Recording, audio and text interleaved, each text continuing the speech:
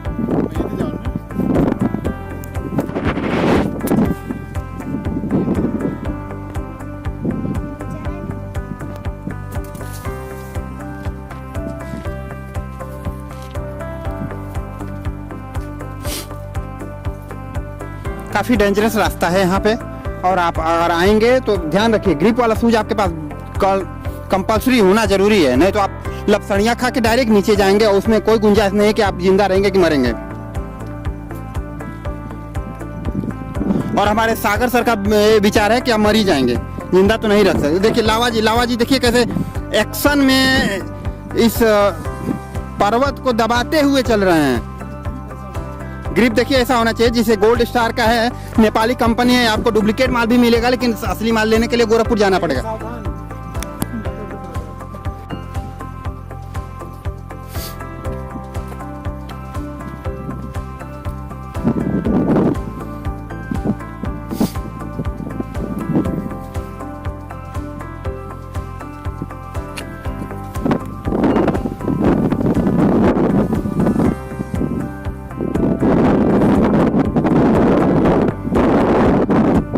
और ये हम माखनिया पर्वत की चोटी पर पहुंच गए हैं।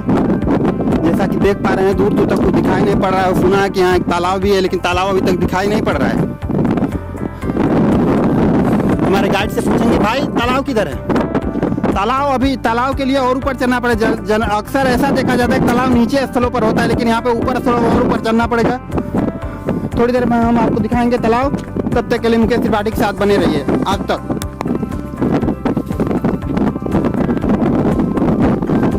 माखनिया पर्वत के टॉप पर हैं हम अभी, और हमारे साथ लावा है।